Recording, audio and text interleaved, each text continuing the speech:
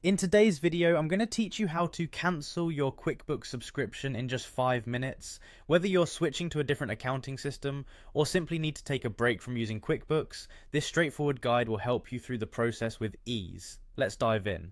First, you'll want to start the process by signing into your QuickBooks account. It's important to ensure that you have your login credentials ready, as you will need them to access your account. Head over to the QuickBooks website, and once you're there, look for the Sign In button and click on it. This will direct you to the login page. Next, make sure you choose QuickBooks Online from the options provided.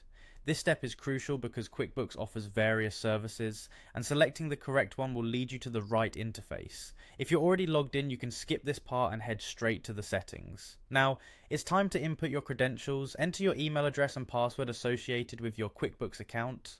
After you've filled in your details, hit that continue button to access your account. Once you're logged in, the next step is to go to the settings menu.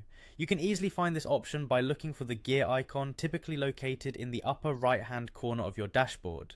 Clicking on this icon will open up a drop down menu with various options. In the drop down menu, navigate to the subscriptions and billing section. This is where you can manage all things related to your billing information and subscriptions. Click on subscriptions and billing to proceed. Within this section, you'll find the option to cancel your subscription. Clicking on this will initiate the cancellation process.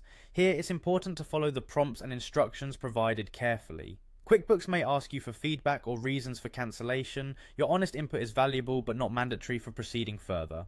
As you proceed through the cancellation steps, you might be presented with special offers or alternative options. While it's worth considering these, if you're set on cancelling, you can choose to proceed. Finally, confirm your choice when prompted to ensure your subscription is cancelled successfully. And there you have it, you've successfully navigated through the process of cancelling your QuickBooks subscription. Remember, if you ever decide to return to QuickBooks, you can always start a new subscription. We hope this guide has been helpful and easy to follow. Thank you for watching, and feel free to leave any questions or comments below. Have a great day.